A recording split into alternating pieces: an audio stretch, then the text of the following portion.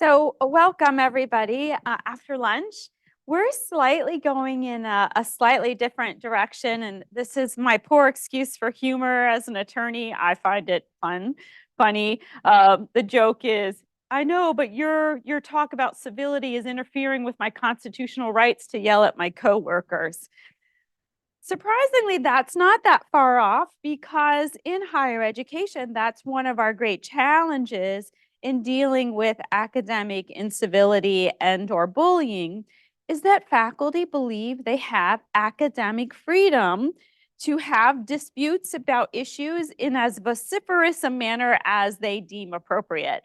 So it becomes very tricky to address bullying and incivility incidents in higher education because of our strong tradition and foundations in academic freedom. So what we're going to do today is we're going to try to get through these key areas on our agenda. We'll talk a little bit about bullying in academic settings. We'll talk about the purpose of our research study. We'll examine prosocial behavior, workplace civility, and work engagement as sort of the major three constructs in our study. And then we'll briefly present the findings and close with some practical implications and obviously some time for you all to ask questions if you like. So what we have seen, and I think this has been reinforced this morning in our conversations, that systematic reviews since 2015 have shown an accelerated focus on bullying, particularly in English-speaking countries, but as well in other continents. Bullying and incivility, as we've discussed, leads to reduced quality and quantity of work. It has the result of great frustration, stress, even anger. It's demoralizing. It results in powerlessness, anxiety, and what the research has shown, alarming suicide rates. So just a reminder, this is what the research is showing, the impact of bullying. And I like to say that because that was one of our goals here, was to address this issue from an empirical perspective and to actually look at what the data and the literature review has been saying. Here's just another example of one of the books that are out in the field. As you may have come across, The Faculty and Civility by Christine Porath is one of the more famous ones. But here's another one that I found called Toxic Friday, Resources for Addressing Faculty Bullying in Higher Education. That's a 2016 publication. So even there, it's a bit older. What we've seen with bullying is there's been a slight shift because as there's been increased attention on bullying, folks have shifted to more uncivil or incivility behaviors that are more subtle and somewhat harder to document because, oh, that could have just been me misinterpreting the email or me being overly sensitive to what was happening in the meeting. So you interpret something that could previously have been bullying as now is just somebody, that's a different approach they have because it's subtle. However, we also know that other behaviors such as belittling comments, the starting of rumors, misrepresentations, for example, are all factors that add up to this culture of a toxic workplace environment. So the focus in higher education has started to shift a little bit from bullying because there's seemingly less concrete in-your-face bullying incidents and more incivility incidents. And so that's where we've seen our shift in the focus. So from many of you know, does anybody know the burning platform where this theory comes from? So the burning platform, of course, was there were problems known about the oil rigs in Texas, but nobody really paid attention. They just ignored until the burning platform. And then it became really hard to ignore all of those problems. So whistleblowers, awareness of safety checks being failed, etc. But what gets noticed gets addressed. So we had a thought about the fact that bullying and civility has been quite a long time in the field and growing area of concern, yet seems to not be getting noticed. So we thought, well, what does get noticed? Perhaps work engagement, which might have a bottom dollar impact on what the university is expecting. And so it might be more tangible. If we don't care about individual costs, maybe we will care about the organizational costs. And as my previous slide showed, we do know that maintaining the status quo is too costly, but we have to teach the employer that it's too costly, because right now they're not seeing it as a burning platform. They're just overlooking bullying and incivility. It's not perceived as crisis level. So our research is attempting to get to that point where maybe we can see if there's some way to raise awareness and create a burning platform in a different direction.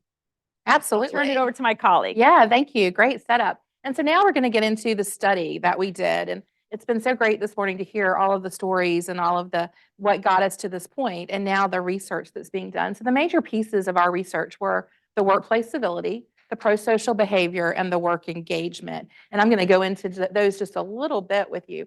So with the prosocial behavior, it promotes, it's behavior that promotes the workplace. It fosters, as it says here, meaningfulness, vitality, performance. You've probably all heard of prosocial behavior before. I mean, kind of the opposite of antisocial behavior, right? If you're going to break it down. And it really contributes to helping others in the culture positively affect each other. And so it really sounds real sunshine and happy, right? That prosocial behavior.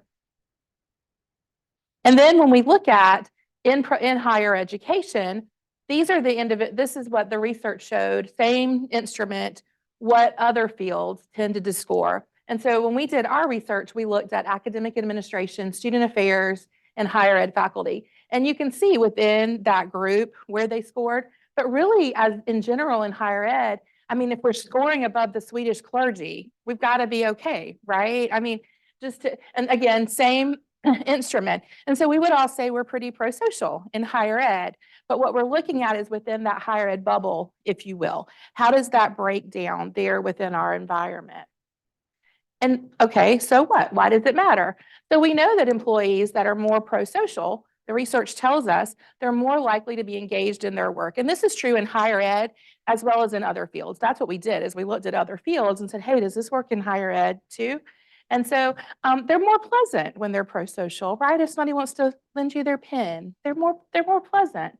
And they're more productive. And so it's in the interest of business really to create these opportunities for their environments to be more prosocial. And really, it can inform future decisions. Isn't that why we're doing the research, is so that we can do like the so what of it? What are we going to do with that? The next piece we looked at was workplace civility. The opposite of incivility in the workplace, right? And so you've got that respect at work. You've got the behaviors that support positive connections, and they enable the relationship building. And I don't want to miss the point that somebody made earlier about the civility when you brought it up, in terms of it being something that a civil environment, they punish people based on it. And so that is a piece of the research and very important to consider, and also important to consider what it might look like. It doesn't always look the same for all demographics. And so I'm painting it in a very black and white way here, but just know, as with most things, there's a lot of depth to that. But it increases your empathy towards each other when you've got that workplace civility. Why does it matter? Again, Shelley, so what? Well, surveys are telling us 95% in a recent survey identified a problem with civility in the United States. 95% of people, not just higher ed, 95% of people in the US. 70% in the survey believed it had reached crisis proportions.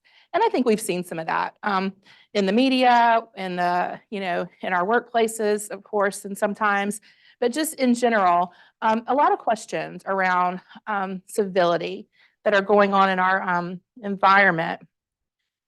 And then again, the work engagement piece, that is that persistent and positive state of fulfillment that you feel. You mentioned earlier that you were living your best life. You just you had that work engagement, and it's characterized by vigor, dedication, and absorption. And so we were able to use our instrument to gauge how people felt about work engagement. And this next slide is one that Dr. Bond found that I just think is so, so cute. So this is your organization, right? Right? And you've got your people in blue, and they've got their oars. They're rowing, right? They've got the vigor that we just saw. And the people in the orange, they're working. they're productive, they're moving in the right direction, at least, right? And then you've also got the folks back here on the end, in the back, and these are the individuals that are, they're there, they're present, but they could be mischievous, they could be causing problems in the organization, they could be the one that are seeding some discontent among people. And, you know, as she has it, well, some same boat, different engagement. Some drive it, some jump off of it. And as we were discussing last night, some are even pushed off the back. And so when you're the person that's in charge of this organization, it's so important what your vantage point looks like in the organization. Who are you paying attention to? And are you aware of all things within the organization? So again, this is where our research led us to be able to take a deeper dive there. As I said before, we had instruments for each of these things that we were able to measure, base it on whether it was higher ed administrators, faculty and staff. It was a survey throughout the United States that we had purchased the names and worked with these individuals. And so we feel really good about our findings, and that's where I'll turn it back over. Absolutely. So the funny thing, this study, and then maybe I'll just pause for a minute. This study came from a joint effort. So I was Shelley's doctoral advisor. Yes. For this was her dissertation research. But at the time, I was also serving as the faculty civility advocate. So at our institution, we have a specific policy, ACAF 1.80, and ACAF 1.80 basically is a civility policy that states, in effect, the university has committed by hiring me to do investigations if there are complaints about bullying and or incivility. I do investigation according to the policy parameters, and then I would adjudicate the case out and give it back to the provost's office with recommendations for maybe next steps. I will say that when I started in that role 6 or 7 years ago, the policy had language about bullying, and it was a very high bar. It was very legalistic in terms of what is bullying, what is the formal definition of bullying. And for the 4 years of the person who was in the role, I guess she was in the role 3 years before I entered it, and we'd had not a single incident of a violation of the policy for 5 years because it was next to impossible to hit that very high bar of a legalistic definition of bullying. After that, we went through an iteration of the policy and started focusing more on incivility and essentially unprofessional conduct and other harmful behaviors in the workplace. Not quite that level of the bullying threshold. So our conversations about that, and then some awareness about, as Shelley mentioned, the research in other fields showing that this prosocial behavior was having positive impact on the workplace environment. And she started wondering, well, I wonder if it impacts work engagement, because that's something that we really care about in organizations.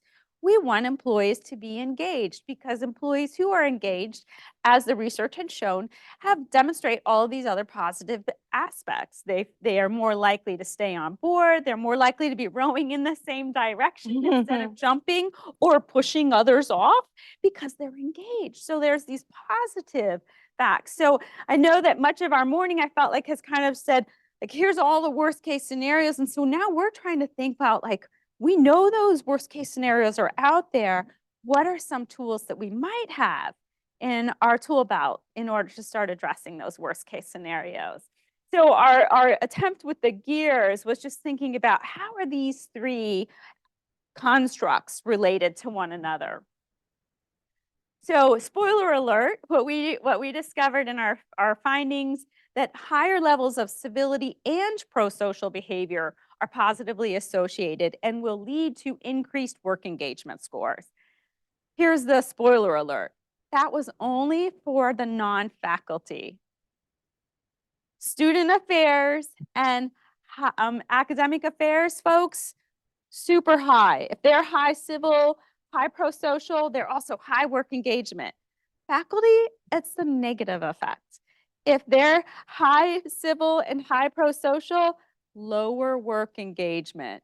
Yeah, right. I see the head shaking, and anybody in here want to hypothesize why that was the finding? Yes. Oh, absolutely. Oh, here's the, I feel like I'm at a conference on management or organizational behavior, but thank you. Um, Is it, were you looking to see within person, if I engage in more pro-social and more civility, then I will be more Yes. engaged? Thank you. I just want to make sure. yeah, so each one of the 690 respondents to this national random survey um, took all three of the instruments. And I am sorry that this feels a little org behavior, but when in education, I have my MBA. She has Yeah, that an was the MBA. background, the I have a MBA. child who has an MBA, so I feel like I experienced it with her. Um, and and um, and I have a law degree, so we both think we're always trying to think like big picture. What are the big themes, and then we can start diving into some of the narrow themes. But anyways, here's as a faculty member, this is year 27 for me, teaching in higher education, and I suspect part of it is because we have created a culture in higher ed that only supports and celebrates the individual's success. And so your work engagement, you're being so civil and pro-social, that doesn't get you tenure. That doesn't get you your next article published. That doesn't get you a grant. Now, that's the culture that has been allowed to thrive. Do I think it's the right culture? Absolutely not. But we have to recognize that that is likely the culture. Now, I mean, that's my just preliminary opinion. That's not empirical. And I suspect what we're going to call for is future research. Yeah, and I think even when you look at how we structure the time in the office for faculty versus non-faculty and the independence there, I think this survey was done during and coming out of COVID. I think there was a lot more independence among faculty in that space than administrators had. It was a pull together situation. And so I do think very structurally it's baked in to how it's different between the two. And we look forward to exploring it more. Yeah, absolutely. I'm glad to see heads nodding though. That's always encouraging. So I'm not going to go into this too much detail, but in essence, if you look at our actual coefficients and what our multiple linear regression model revealed, for every unit of the prosocial behavior, as that score increased, it had that 0.403 impact on work engagement. With civility, as civility increased by 1 unit, it had the 0.147. So prosocial behavior comes out as being a greater influence on work engagement than the civility. So that's another, another area to tease out. We're spending a lot of time worrying about civility, but in fact, civility is maybe not enough. Maybe you have to mirror and marry the civility with prosocial behavior in order to have a positive impact on work engagement. And then the cycle almost flips around and continues, because a lot of studies had examined whether or not other factors led to prosocial behavior. And that was kind of why we said, but we want to know what prosocial behavior leads to. It's cool to know how to affect and create a culture that leads to prosocial behavior, but to what end? What benefit is prosocial behavior? So that was another part that factored into our decision to do the study in this manner of kind of manipulating the variables through a slightly different lens.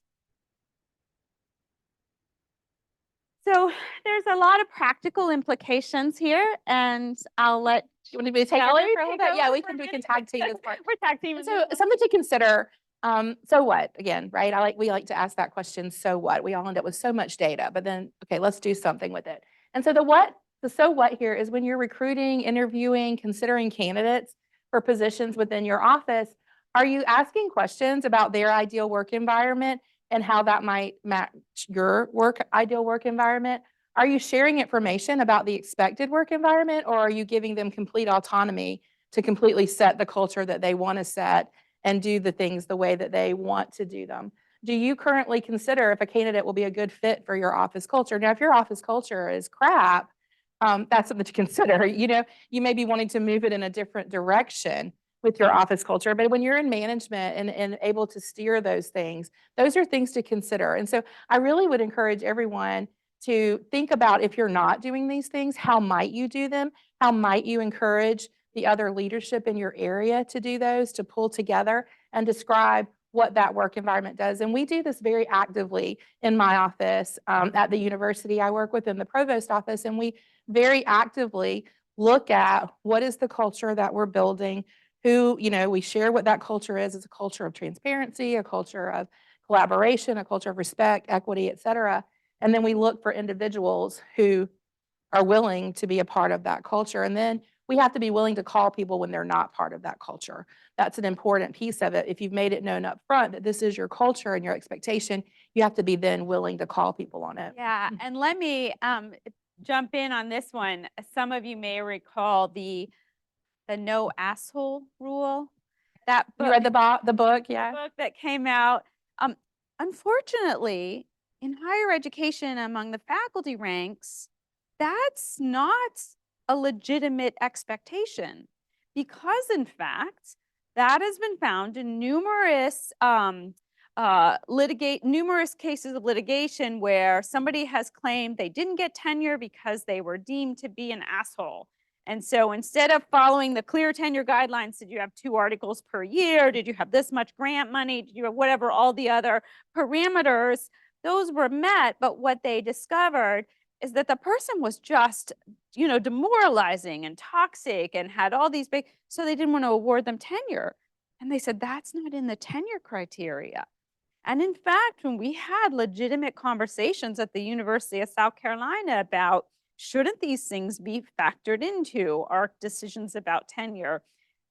Too risky. It could be biased. It could have unintended consequences, which I'm trying to understand. Yes, that is correct, because there are cultural differences that could be risky. And so because it was so messy, it was decided we're not going to embark any further on this journey.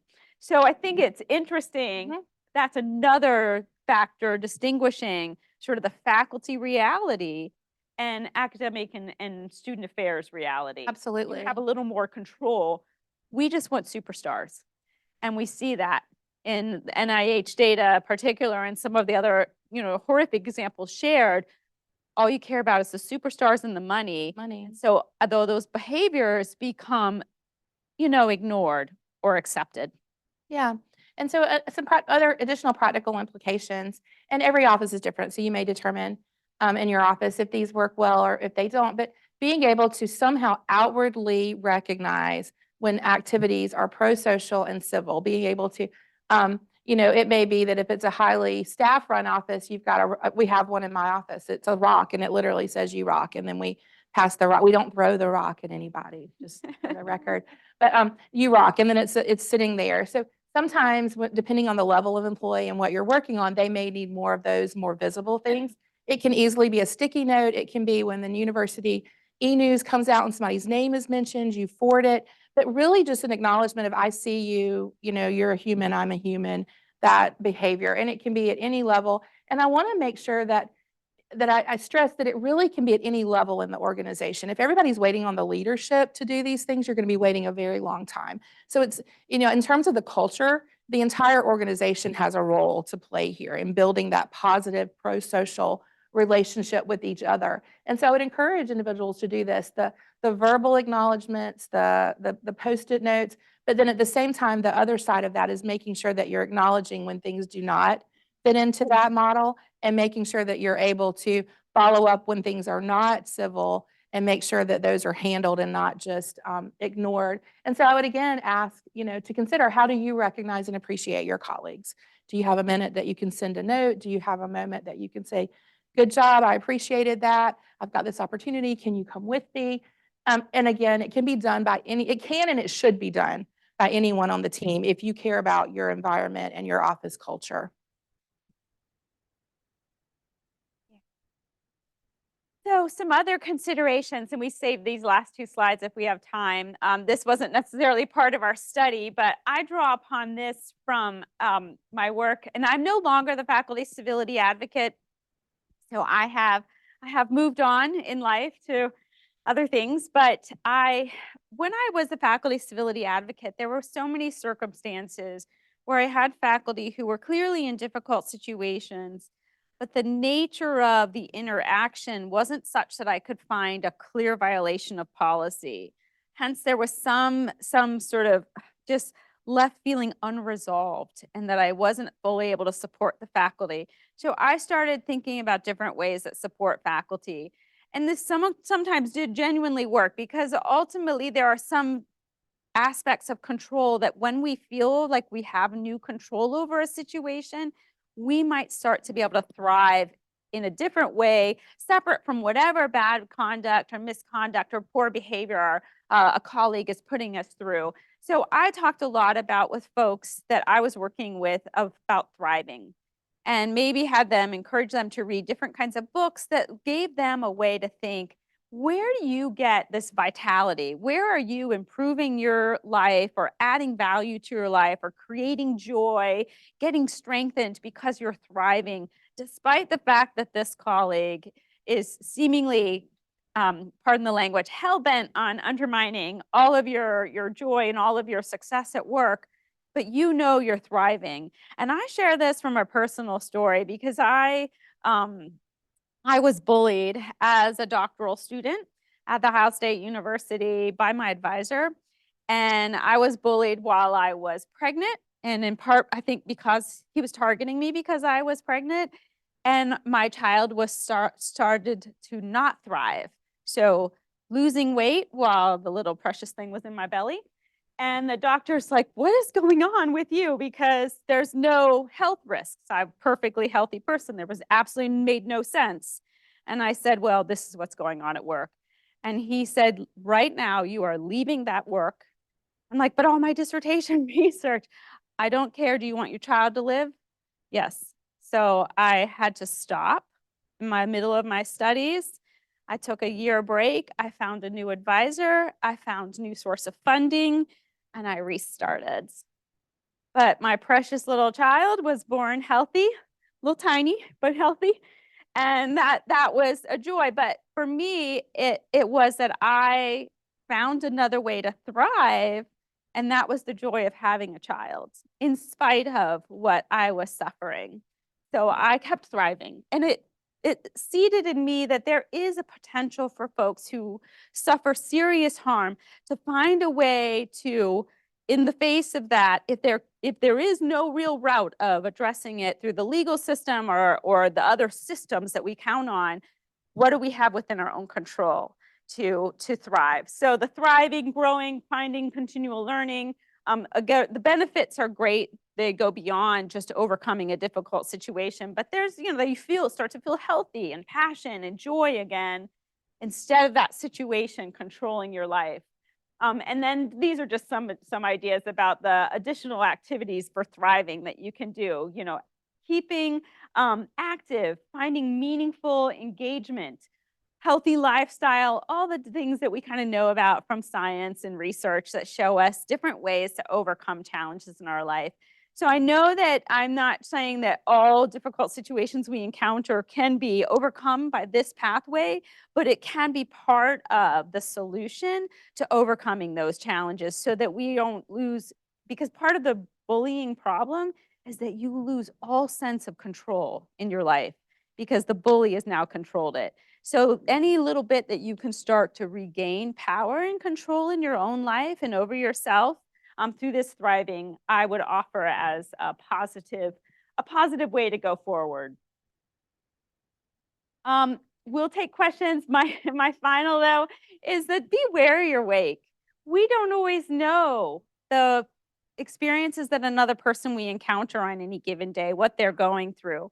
So our seemingly innocuous, harmless comments, reactions can be misinterpreted if they are already suffering so greatly. So the idea, beware your wake, is because sometimes you're the big boat and you're just like, loving life in my big boat.